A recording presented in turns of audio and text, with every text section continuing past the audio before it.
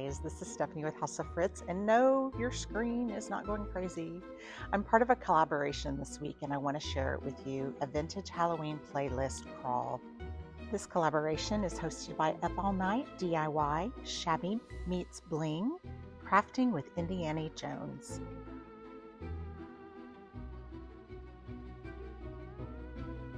So I want to thank you guys for joining me, and I have 3 great projects to show you. They are definitely vintage inspired, and I hope you enjoy them. So let's get started.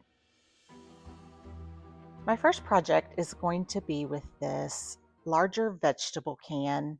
I'm going to make a kind of little Halloween pail, and I found a free printable vintage postcard on online, and I printed it on some rice paper with my regular printer, inkjet printer, and I'm just going to trim it up here and make sure I get the size right for this can. I don't know if you guys have ever tried to print your own printables on rice paper, but you can do it with a regular inkjet printer. And I don't have any trouble with bleeding of the ink. Some people will spray hairspray on it. Some people will heat set it before they do it, but I've never had any problems. I don't tend to rub my brush over those prints as much, so maybe that's part of it. I don't know. Or it could also be that I don't use Mod Podge because I believe that causes some inks to bleed. I use other products. Here I'm taking some white paint and painting the portion of the can where the print is going to sit. That helps the colors be more vibrant, and so I'm just painting kind of a rectangle so that it will help the colors pop. I believe I'm using up the rest of my White Swan by Debbie's DIY Paint, and I'm just painting it on here, and then I will use my heat tool to dry it.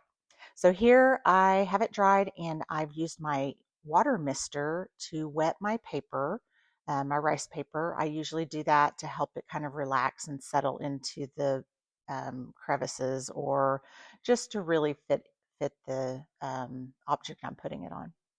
Here I'm adding some of the last part of my Debbie's DIY liquid patina, and I'm going to lay it down here, and I realized, oh, I need to trim it just a little bit more.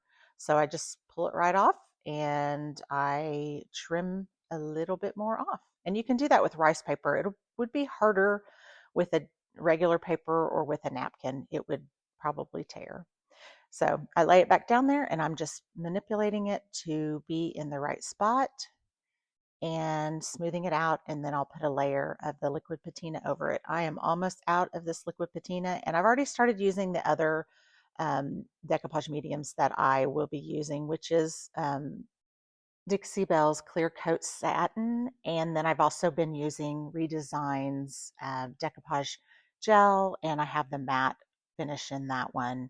And I've really enjoyed both of those. I've used them off and on, but I'm really trying to clear out the last of this container so I can just throw the container away and move on. But Debbie's DIY liquid patina is really good as well. So I'm going to take my Dixie Belle Chalk Mineral paint in the color Caviar, which is just a really good black, and I'm going to paint the rest of the can. And I just go around the edges, just barely touching up to the rice paper because I don't want to cover up the image very much at all. But I do want to make sure I get all of the little crevices where the white from underneath is going to show through. And then I'll give this 2 coats of black paint, and I do dry them with my heat gun in between so that when I go to put the second coat of the paint on, it will adhere well. And then I'll finish it by drying it with the heat gun as well. Here I'm just going over the edge where the can is still silver, and that will be the first coat of paint. The chalk mineral paint is really good for all these kind of projects. Dixie Belle has really good coverage. It it stays. I haven't had a problem with it scratching too much, but it does need to cure more to be able to do that. Later on, I'll go in and drill some holes, and I do scratch a spot, but then I touch it up and it ends up doing fine. Right here is when I'm going to do that. And so I kind of let that heavy drill slip a little and it does scratch it. So I'm trying to figure out a way to lay it so that I can drill my hole. But I just drilled 2 small holes, and I use wire that my husband had in the garage to make a handle. And I do a hole around the same spot on the other side. Doesn't have to be perfect. And you can see there I did a little bit of scratching with that drill bit because it kind of got away from me. And I will touch that up. I end up not touching it up until after I put the wire on it for the handle. And here I just made like a little kind of bent each side of that wire out. I do a curly Q kind of in the middle of the handle. This wire was super stiff and my hands have not been cooperating with me, and so it made it a little more difficult, but a thinner wire might have been a little bit easier for me with my rheumatoid arthritis. Anyway, I bend the sides out and I stick it through the hole, and then I do end up making kind of a little curly Q to kind of fix it there so that you can't remove it very easily unless you bend it. And so it helps it to be sturdy and stay standing up. Now you can see the little spot that I have to touch up. And I knew that was probably going to scratch from the wire anyway. And now that I've touched it up and it's curing, it's fine. So I have put everything's dry. I ended up painting a little bit down the inside of that because I'm going to put some crinkle paper in it to fill it up and put the things inside of it that I'm going to add for the pictures. Anyway, this is the Debbie's DIY Big Top, the last bit of it as well. I'm just using up those products. I do carry Dixie Belle now, and I just feel like it's a waste. Those products are good products. Let me just finish using them. Here I do pull out some ribbon just to add a little embellishment to the handle.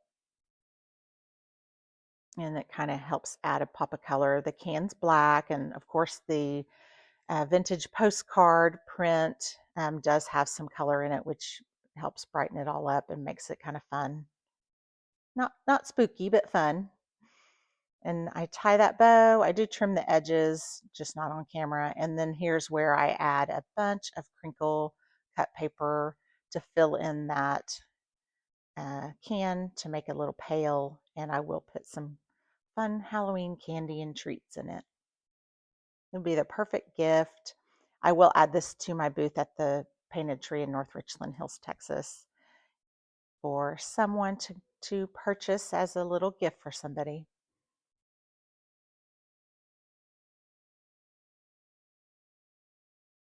I think it turned out so cute. I really enjoyed making this, and it was a fun, quick project. I mean, you totally could make several of these really quick. Love that little pumpkin, the little spider hanging down. I added a few Halloween treats to it to make it kind of fun and cute. I won't put those in the booth, but the can will be in there with the paper in it. My next project is a vintage looking man in the moon. And I do this in 2 sizes, and this one's the first one I had to paint the base white of it. It is a round that came from Hobby Lobby in the summertime. They had like a whole crafting section of summer things, and this was one of the little circles that came from there. So next year when they have this section, because they end up having it every year, that's a good time to pick up some of these items. I cut a Man in the Moon stencil from my Cricut. I cut it in multiple sizes. This is a larger size. This round came from Michael's. It was already pre-painted. I love the wood grain kind of look it has to it. And it's about 17.5 inches in diameter. And so this stencil had to be cut in multiple pieces. And it was really a fun thing to make. I don't know if you guys have made stencils. If you have a Cricut, they're actually really easy to make. And so this one was a fun thing to make. I made it in this size, a 12-inch size, about an 8-inch size, and a smaller one as well. So I'm doing multiple of these. I have taken the black paint in Caviar from Dixie Belle and just I'm dipping it like a little makeup sponge in it. And what you want to do is just make sure you do a lighter coat on your first pass, and then once it's dry, you can go back over it to darken it. I did use my heat gun in between without removing the stencil, but I held it pretty far away so that it wouldn't, affect the plastic stencil. Otherwise, if you get it too close, it might actually warp it and kind of melt it. And so, and I kept it moving. So I was just trying to put a little bit of air on there so that when I pulled it off, I didn't kind of drag any paint along with it and smear. I used painter's tape to hold it down. And so that's the first part of the stencil. The second part is the part with the rest of the mouth on it. And it had like some chin lines, chin dimples to kind of help form that rest of the face. And so I'm just placing it where I want it. I'll tape it down as well. And I will start using the same sponge and paint to fill in the color. And this was super quick and easy project as well. This particular circle round, it was already painted, so I didn't have to do anything with that. I just put the face on it. Both of them afterwards, I clear coated with a clear matte spray, and I put a little sawtooth hanger on the back of them. I bought a kit from Amazon, and I can link it in my description box if you would like to purchase a kit that is so useful for lots of little wall hanging signs.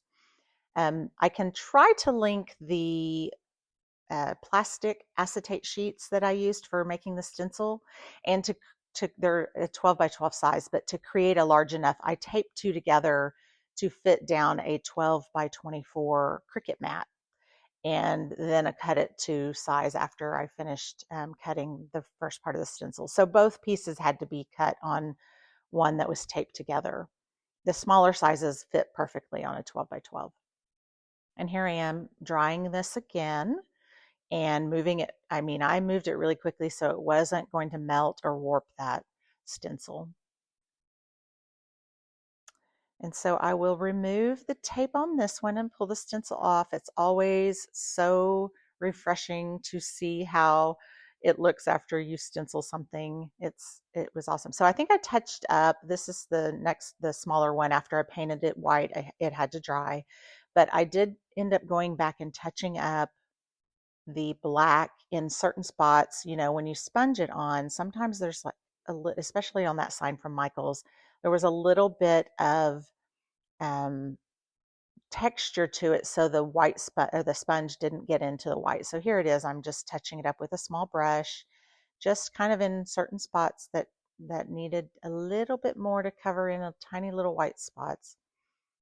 And then after this, I do seal it. I take it outside and seal it. That part's not in the video, but you do want to seal your paints, especially if you're making a sign that whether it goes outside or not. I wouldn't put it outside in the sun, but on a covered porch, it would have been cute. This one I put on my mantle along with all my other vintage decor items.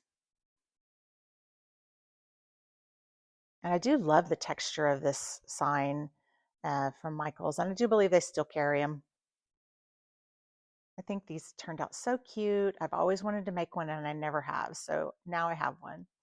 So my last project is another one that's pretty quick. Every time I'm at the thrift store and I see a Scrabble game, I grab it. A lot of times they're missing pieces, so I don't mind taking them apart and making things with them. And I had made a couple of these little Scrabble decor pieces, and they sold so quickly in my booth that I was going to make a couple more.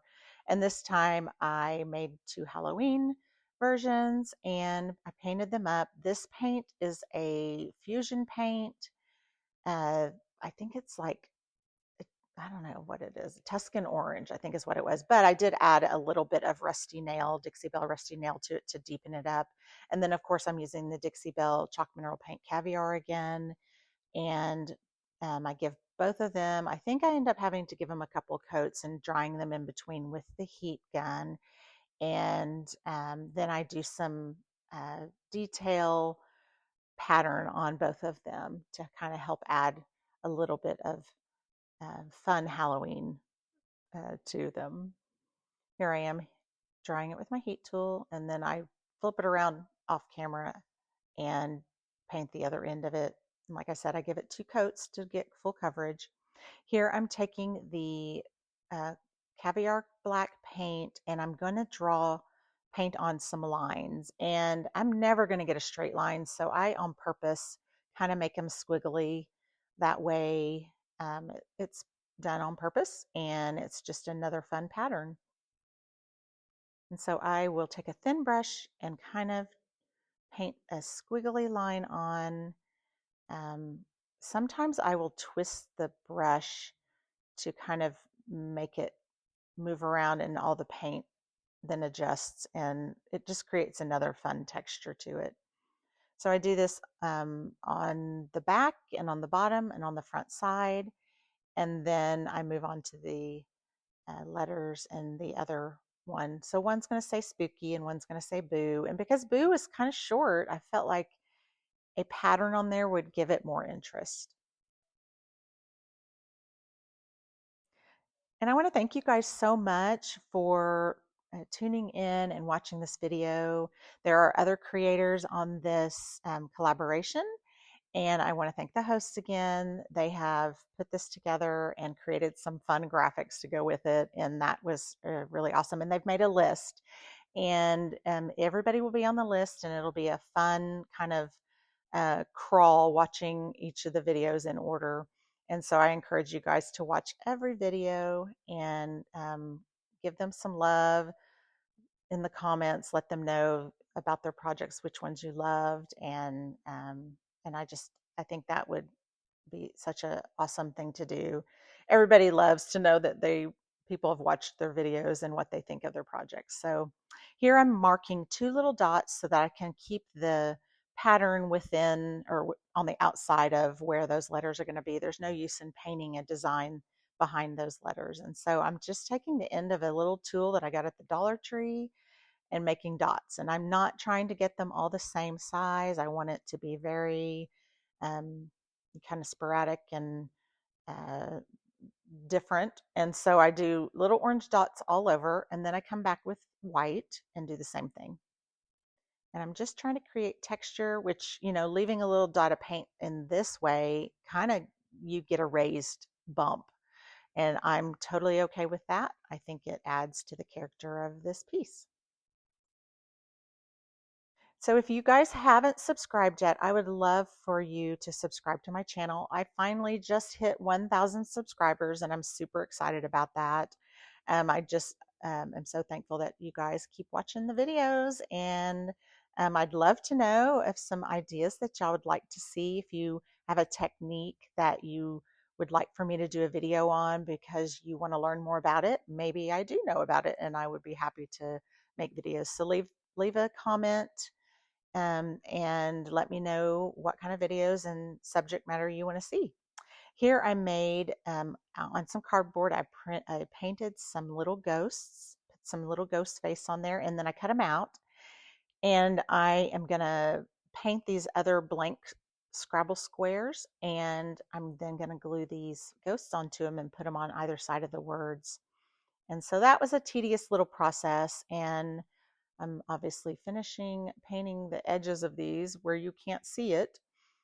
Ever so often, I just work to the edge of my work table, and then I realize, oh, you can't see what I'm doing. So I'll move back up. Anyway, I'm just painting the edge of the side of the cardboard.